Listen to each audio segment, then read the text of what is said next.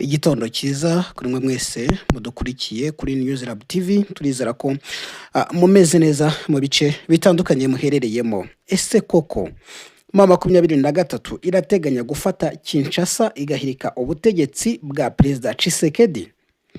Ese impamvu nyakuri yatumye bava mu mujyi wa Uvira ni yihe? Uretse ibindi abantu bavuze ni yihe?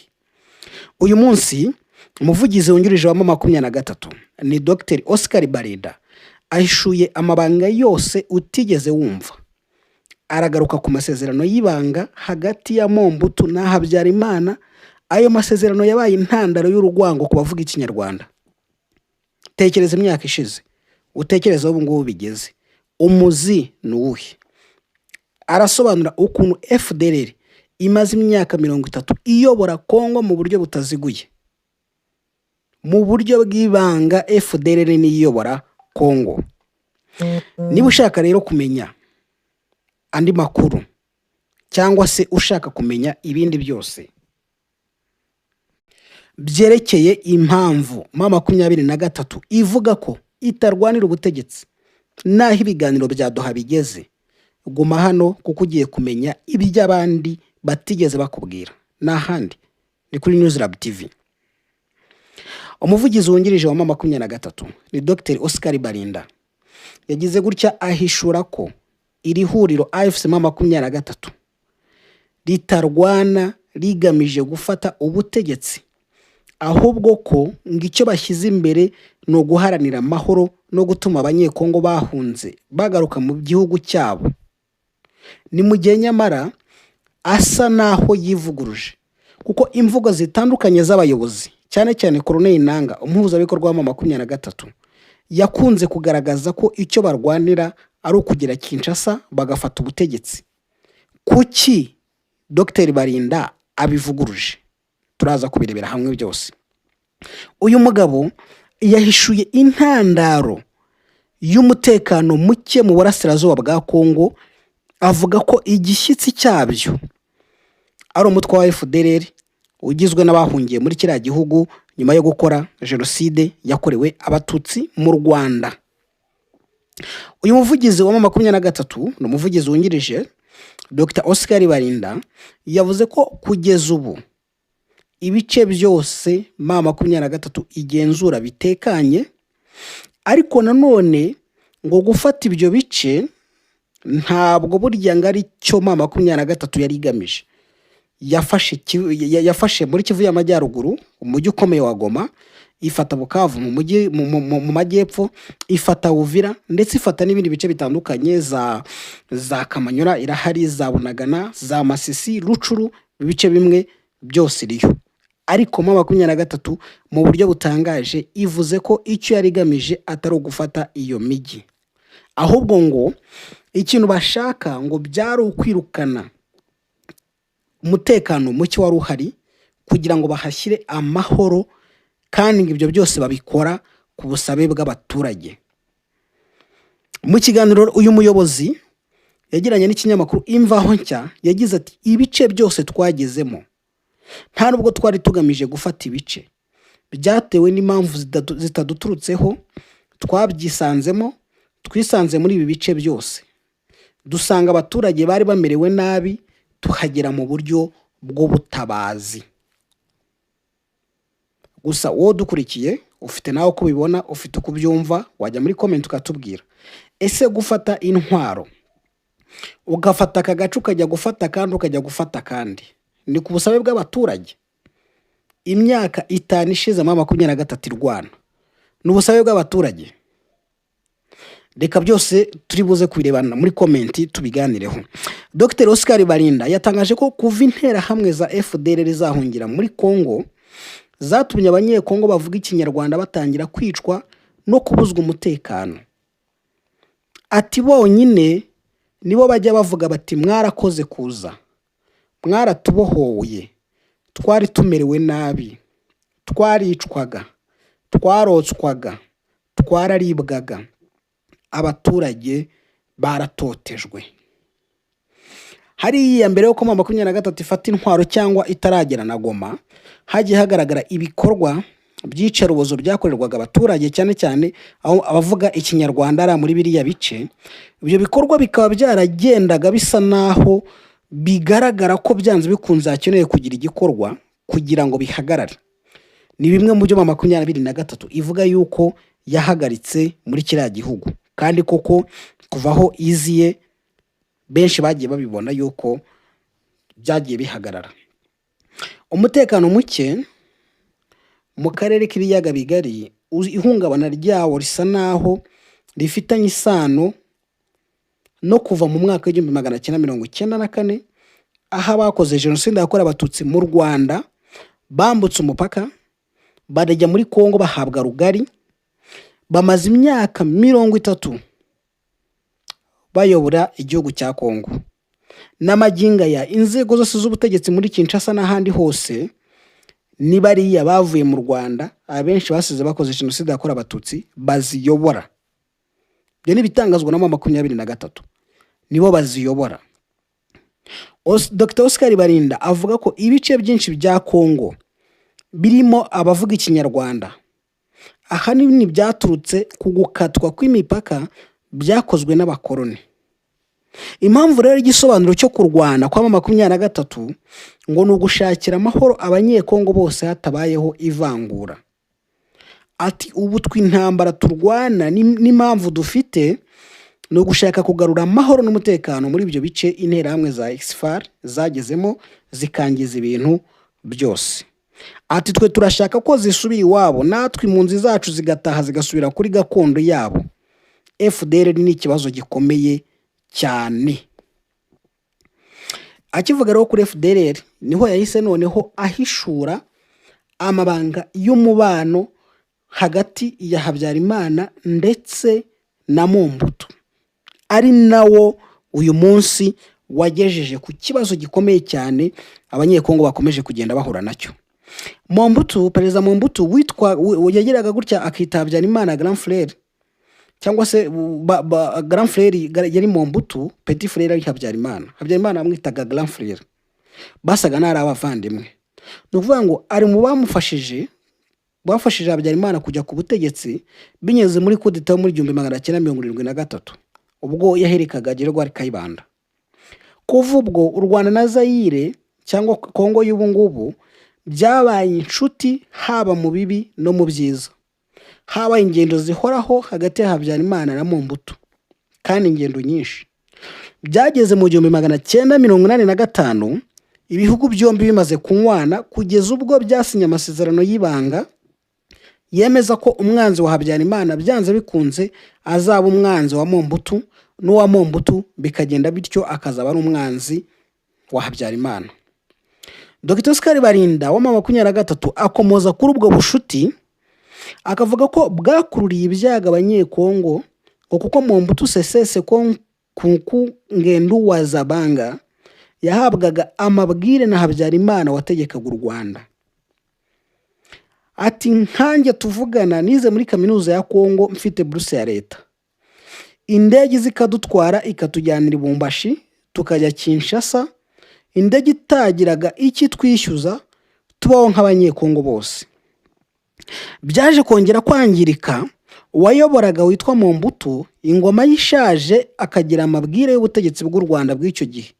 Habyarimana ati bariya abantu banyangire, atangira kumwoshya ngo niyange barunaka, batangira gucengeza abantu, babacengezamo ingengabitekerezo zo gutandukanya abantu.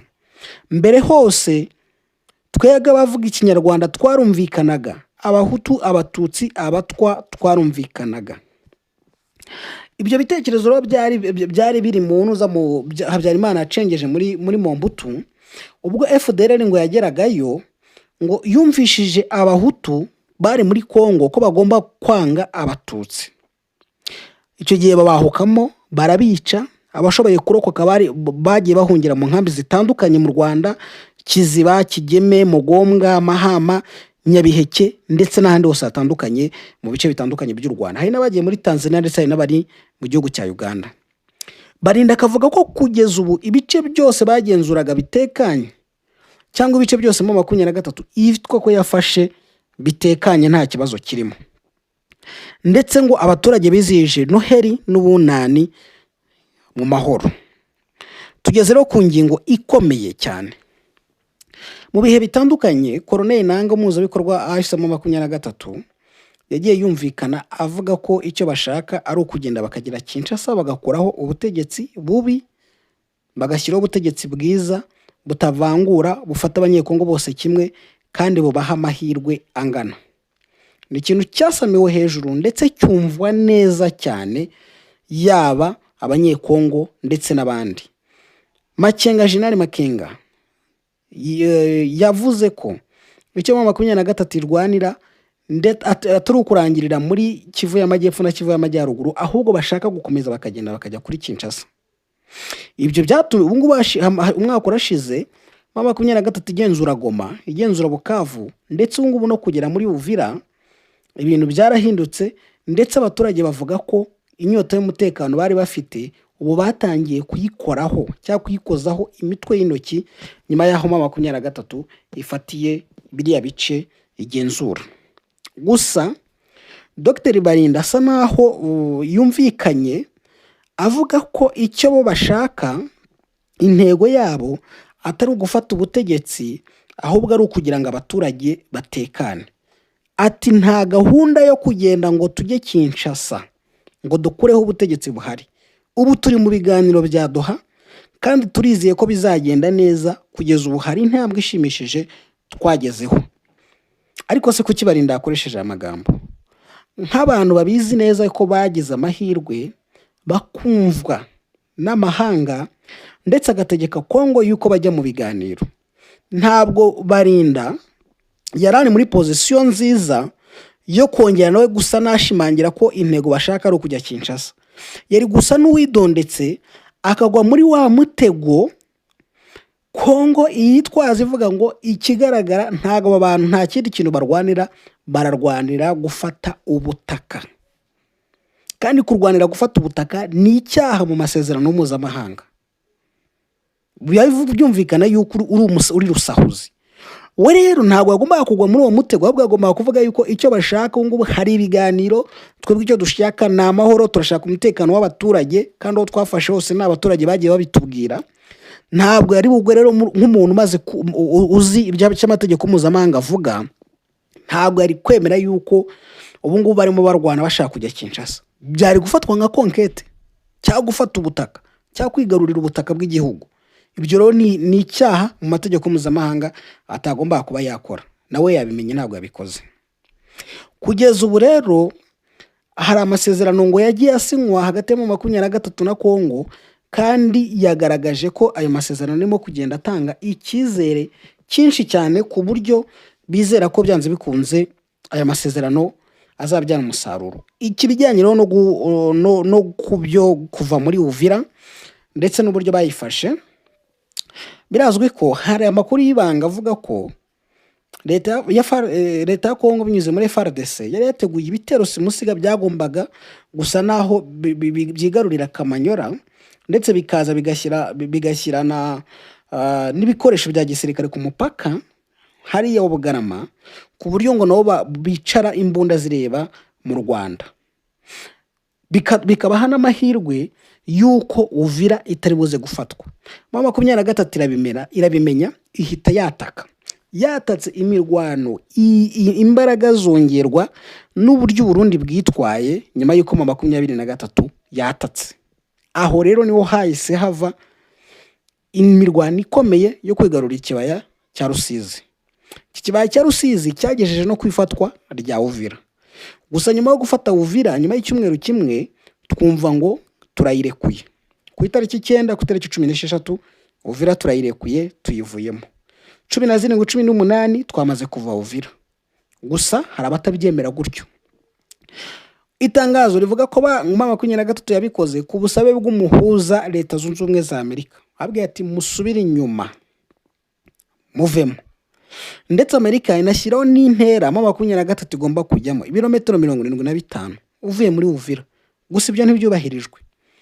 23 isobanura ko impamvu itabyubahirije ari uko ngo bagize gutya bakabona Wazalendo na FARDC barakataje bashaka kongera kwigarurira umujyi wa Uvira, kandi ari kumwe muri kondisiyo bahaye umuhuza ko turavamo, ariko aha hantu ntihongere kwigarurirwa na Wazalendo cyangwa se FARDC. Icyo rero cyatumye ngo baguma hafi mu nkengero, nubwo batabyemera ko bari hafi mu nkengero ndetse no muri Uvira.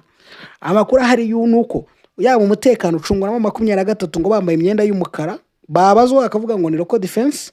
Hari imodoka zigenda mu gitondo nimugoroba za 23 mu mujyi, ndetse 23 yanashyizeho n'abayobozi bakora mu nyungu zayo, isobanura ko ari bamwe mu bahawe amahugurwa ku matwara cyangwa se kuri leadership ya 23. Dr. Barindara yasobanura ko impamvu bavuye muri Uvira ngo barabidusabye koko tubona hari ahantu hari guteza ibibazo, cyangwa baravuga ati hari ahantu ko hari gutera ibibazo mwahavuye. Turavuga ngo twe nta gahunda yo kuhagera, twayisanze tutabigambiriye, twayisanze baduteye muri Kamanyora, niko bigenda buri gihe. Twe turavuga ngo aho umuriro uri guturuka tugomba kuhagera tukawuzimya kugira ngo abaturage bacu bagire amahoro. Nuko rero twisanze muri Uvira, ndetse ngo umugambi w'amahoro 23 irawukomeje, nubwo ngo Kinshasa ikomeje kugaragaza ko ihangayikishijwe no gutsinda intambara ariko mu buryo bwa gisirikare. Gusa ibi ngibi bitangazwa na 23 biravugwa mu gihe hari indi nkuru ubu ngubu iri kuvugwa cyane, ni inkuru nayo tugitohoza, ariko hari inkuru ivuga ko ngo hari abasirikare barenga 300 ba 23 bamaze kwishyikiriza FARDC ingabo za Kongo. Muri rusange bose ngo ni 323 bakaba bari muri 23 bakaba bishyikirije iki gisirikare cya Kongo mu birindiro byacyo biri ahitwa Rubero, Rucuru na Masisi. Ndetse ngo aho ni muri Kivu y'Amajyaruguru, Rubero, Rucuru, Masisi mu Kivu y'Amajyaruguru. Ndetse ngo abandi bishyikiriza ibirindiro bya FARDC biri muri Karehe ni muri Kivu y'Amajyepfo. Nukuvuga ngo bamwe rero mu gisirikare bavuga ko ngo ibyo byabaye ngo kuva mu byumweru bishize bibiri bishize kugeza uyu munsi, abo basirikare no bishyikirije FARDC ngo bakaba bahamya yuko ngo bahunze ngo amatwara ndetse no gufatwa nabi, ndetse ngo n'ibikorwa by'icerubozo ngo bashyirwagaho na 23.